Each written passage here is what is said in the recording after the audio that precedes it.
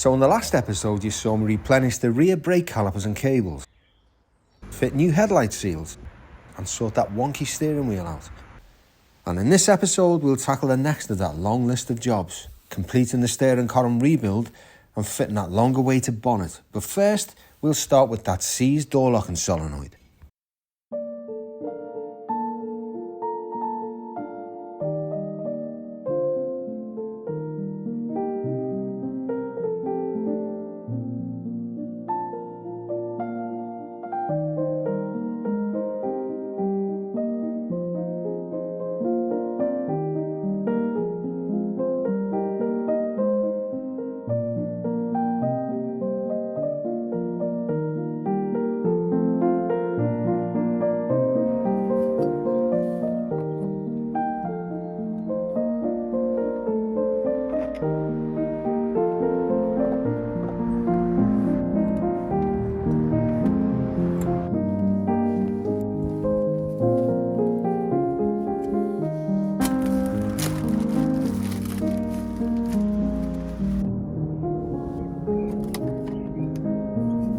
So that's where it lives.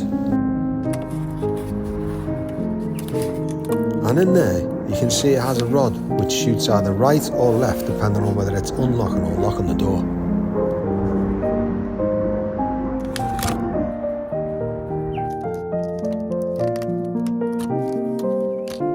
You can see where the electrically activated rod is hooked on here to a cable which travels all along the top of the door and through the door lock, which is here.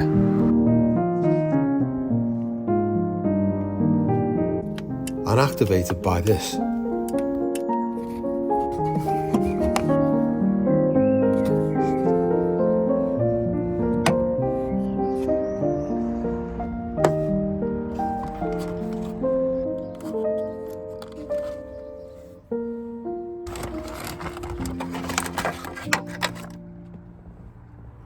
And out she comes.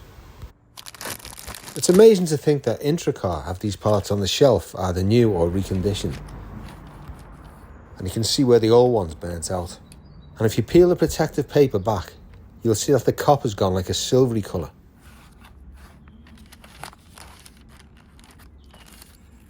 And you can see where this rod pivots, held in by a single pin which fits through the eye of a needle. See? These can be easily tapped out, but just leave it halfway out, not all the way, as these can be a little bit tricky to push back in.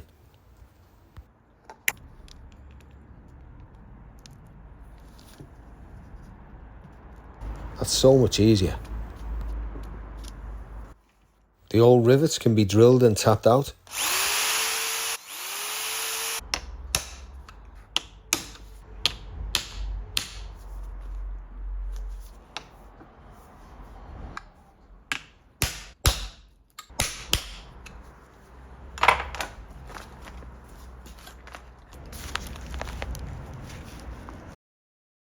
But be careful not to damage the plastic protective covering, as this can be reused.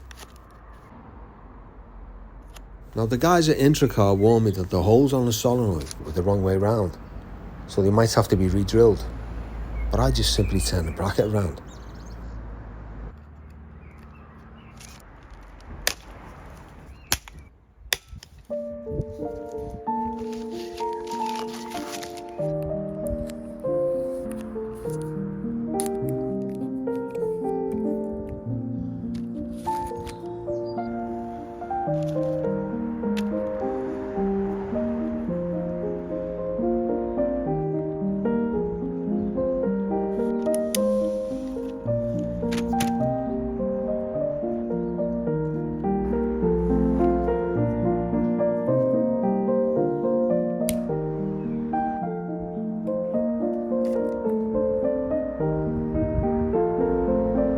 Careful not to get the red wires mixed up, as I think these are directional.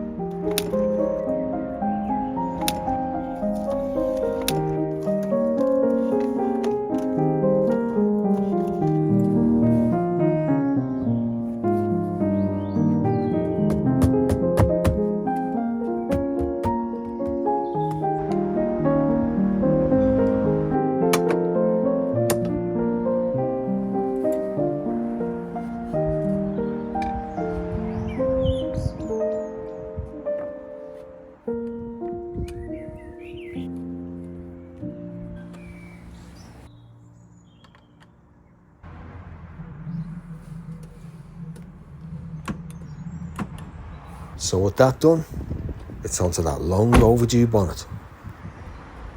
So here I am guys, back on this bonnet that I didn't get a chance to fit before I headed off to the NEC. I kind of run out of time, as you remember. Now I've had quite a few messages off people saying, why don't you show us the whole process? I won't do that, but I mean, if you look at the last episode, I went through the papers, like I went through 1,000 grit, then to 1,200, then to 15, then I moved on to 2,000, and then what I like to do then is move on to a Trizac on a 2.5, which basically dry takes all the surfaces, so it's completely and utterly nice and flat and clean. But what I'm doing now, I'm just using a block with a bit of used 2,000 3Ms grit, soapy water, so it's nice and soaked and soft, and I'm just going over the surfaces, just making sure everything's flat and there's no scratches, just using the weight, just not pressing at all, just using the weight of the block. Nice flat block, and this removes any scratches or imperfections or bits of snot or little bits of dust that are in the lacquer. And just with the flat of your hand, you can sort of feel it drag as you go along, and when it stops dragging out, it just slides nice and smooth. You've normally got all the scratches out and it's a nice clean flat surface ready for the cut and polish. It's a long drawn out process, but you know, if you take your time and you do it properly, you end up with a glass finish. Like, take the time, it's all in the prep. And anyway, let's see how we go. And I promise guys, I'm going to fit everything in this episode, so as soon as this bonnet's back on, I'm straight onto the rebuild of that lower steering column. Now when I look closely here, I can see a couple of little pieces of dust stuck in the lacquer. So rather than block the whole area, I'm going to use this special machine which concentrates on one little bit at a time without affecting the surrounding area.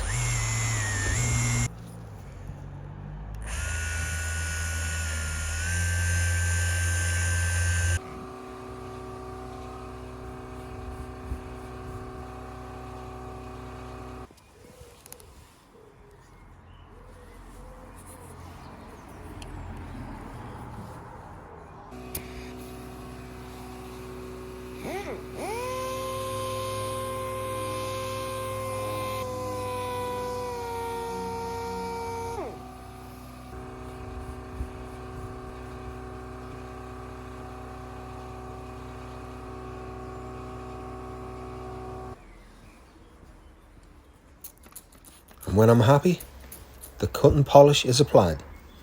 I usually use G3. I also spray the whole panel with water just for extra lubrication and so the lacquer doesn't burn.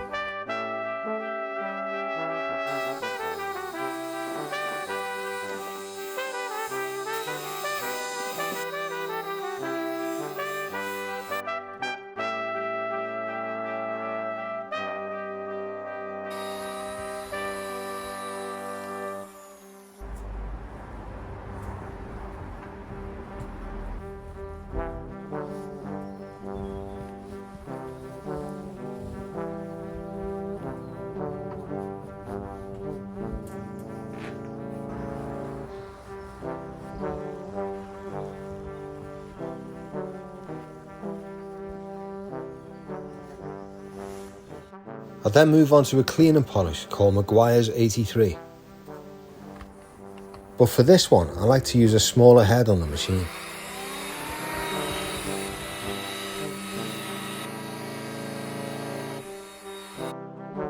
Change heads. Then a 3M's Finesse finish and polish, followed by a wax. But make sure you give the bonnet a clean in between each individual polish, just so there's no cross-contamination.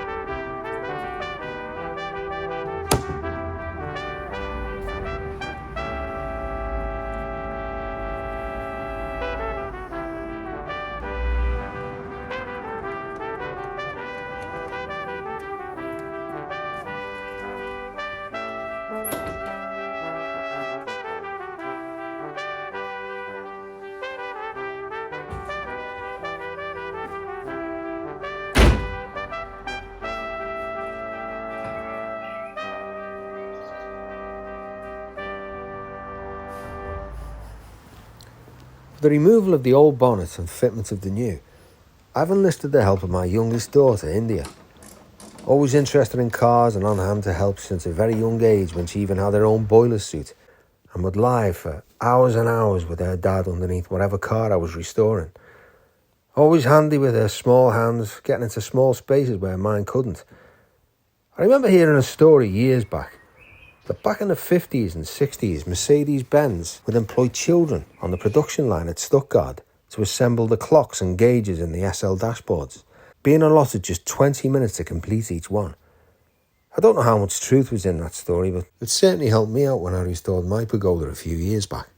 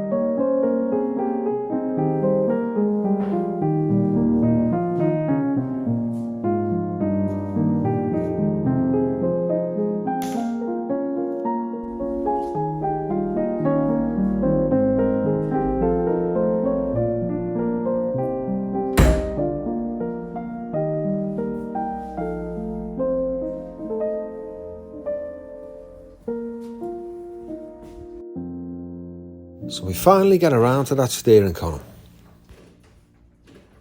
So as you can see, it's a pretty comprehensive kit, and I think Prestige parts along with IntroCar have excelled themselves once again. Now it's just trying to figure out where it all goes.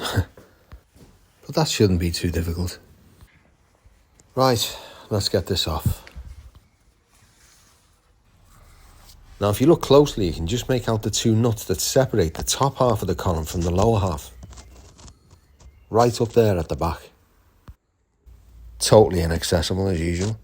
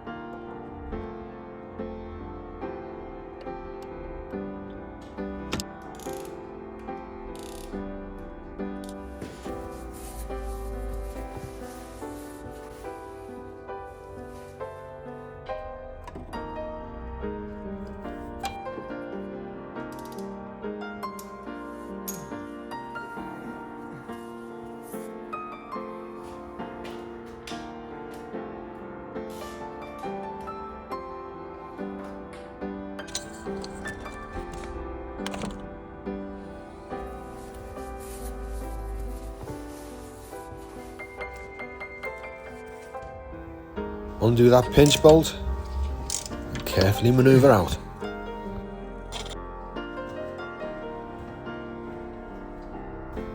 And we're there.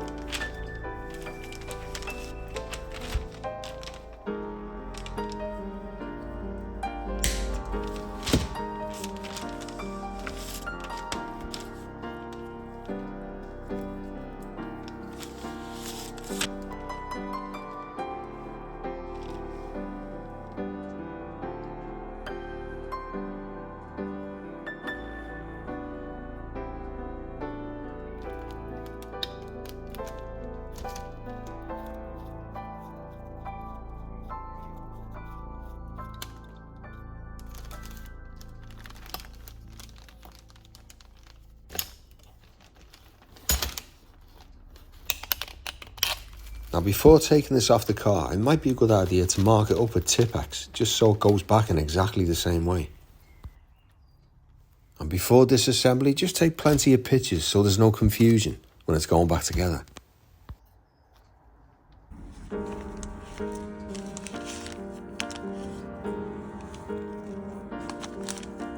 Out with the old grease, in with the new.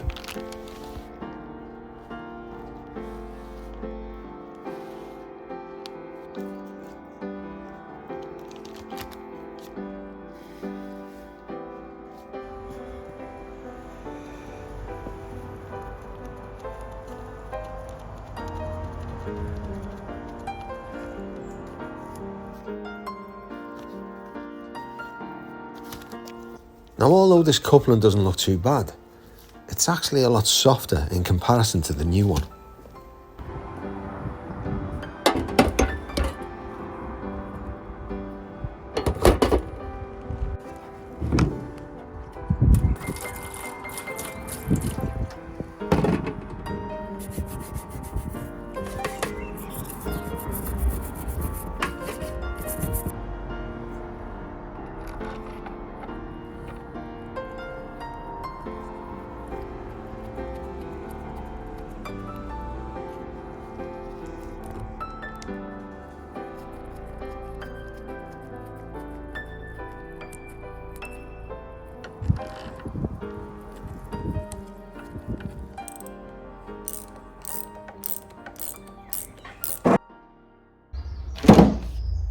Now, to be honest, I was looking at the universal joint here, and there's literally zero play in it. It's lovely. It's there's just no play in these at all. So even though the kit comes with a new set of these and the clips and everything else, I think I'll refrain from doing that because I don't really like disturbing things that are basically okay. I've got the new joint in. I'll put the cover on.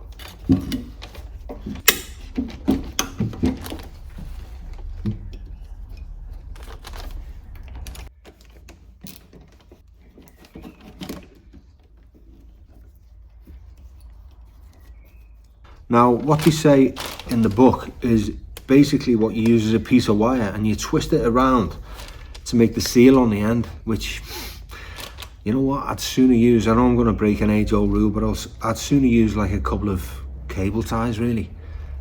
Just get them on nice and neat to go into this groove here, and it should be spot on. Yeah.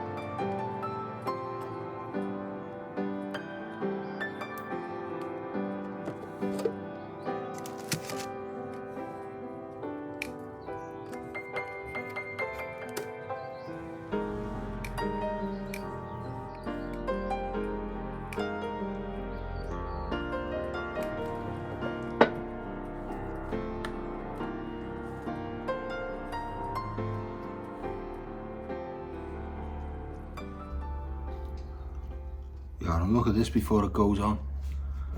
I love all this. See the yellow spots of paint there? That's normally when a part's being checked or the torque's being done on it. And they just used to put a little bit of blob of red paint or yellow or whatever was lying about. And then the next person that worked on the car, they'd see that mark and they'd know it had been checked or torqued up properly, and they could just move on with their job. Yeah. I love all them little details, and I've actually replicated this when I've done like cars in the past, like Alfa Romeos or Mercedes, because they did the same thing. And it's just a nice little touch, you know, a nice little finishing touch. So this would not go back in no matter how hard I tried. For the reason being, there's a circlet on the inside of here. Now, In the service manual it says, you must remove the clip before you remove this. And then it says, no, you don't have to remove it, it will come out without doing that.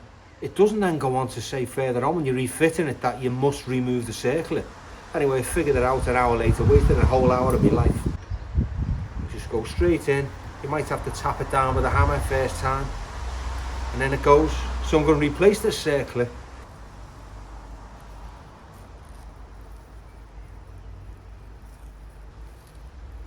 Put the rubber boot back on, cable tie it in, and get the thing back on. But when refitting, take care to line the flat part up on the steering box cog with the flat part in here. You know, in the manual it also said to use the Retinax A grease in the steering column, but I've always sworn by this. You know, the descriptions are so vague that I've made it a point to never use the Rolls-Royce manual for anything other than torque settings. And my take on it is, they just don't like people working on them at home. They prefer to bring them into the main dealers, have a Rolls-Royce technician work on them, and spend your money. Oh, and don't forget the pinch bolt.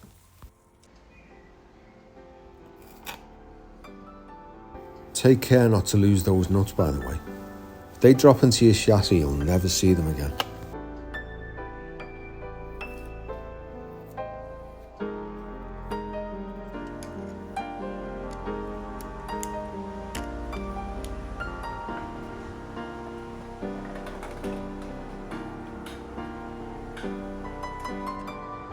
And after finishing up with the torque wrench, £18 per foot for those nuts, you're just about done.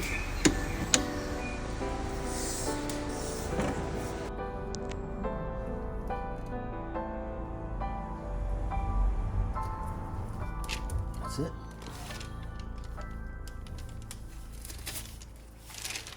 Come on.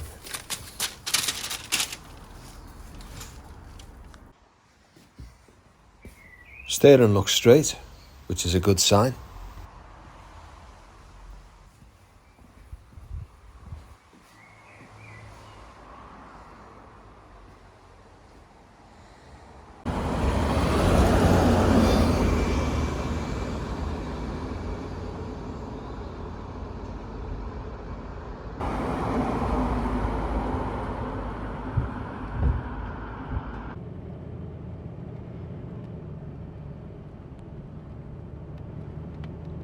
So a little test, this is the moments of truth.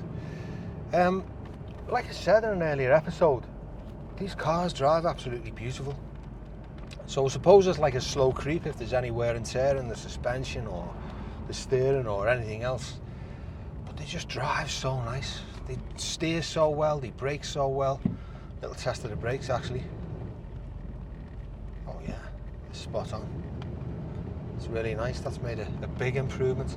As I say, the car was braking perfectly. It's just now and again you'd feel them just grip just for a split second and you were like, aye, something's not quite right there.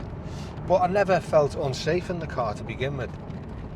But I'm so glad I rebuilt the rear calipers because you could see the damage for yourselves. And if I would have let it go on any further, it only would have got worse. So I was thinking about the improvements I've actually done to the steering. I've replaced the springs, the shock absorbers, all the steering linkages, and now I've done the lower column. And I'll tell you, it's so responsive, the steering. They're kind of famous or infamous for being a little bit wallowy, these cars. Kind of, you know, there's a kind of a little delay before the car actually turns, but this has always been really good. But it does feel like it's improved immensely since doing them little upgrades.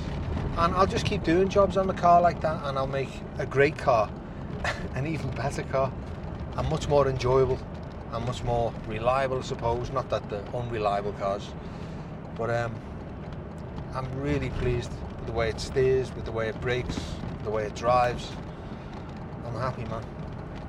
Like I say, this car just makes me smile.